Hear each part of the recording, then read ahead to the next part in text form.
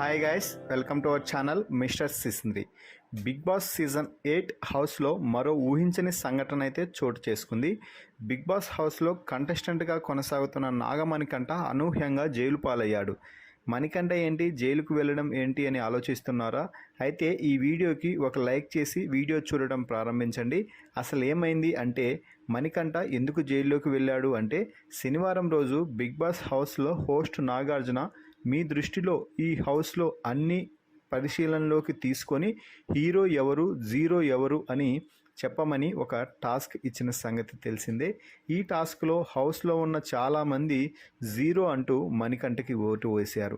Manikanta double face అంటూ, ఆలోచన శక్తి ఎక్కువగా ఉంది అని, ఓవర్ థింకింగ్ ఎక్కువ చేస్తున్నాడు అంటూ అందరూ ఓట్లు వేసేశారు జీరో అని మణికంఠకి.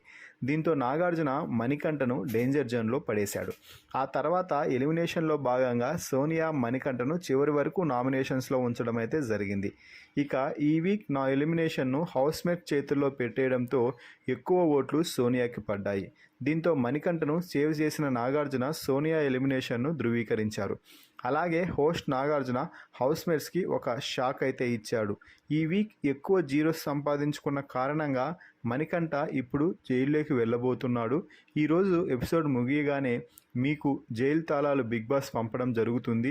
ఇద్దరు చీఫ్స్ అయిన నిఖిల్, సీత కలిసి మణికంఠను జైల్లో పెట్టి తాళం వేయండి అంటూ ఆర్డర్ వేశాడు. అలాగే మణికంఠ జైల్లో నుండి ఎప్పుడు రావాలి అనేది బిగ్ బాస్ చెప్తాడని, అంతవరకు మణికంఠను ఎవరు జైలు నుంచి విడుదల చేయకూడదు అని ఆర్డర్ వేయడం అయితే నాగార్జున జరిగింది. ఇక మణికంఠకి ఫుడ్ కానీ ఏ అవసరం వచ్చినా జైల్లోకే అన్ని అందించాలని చెప్పడం విశేషం.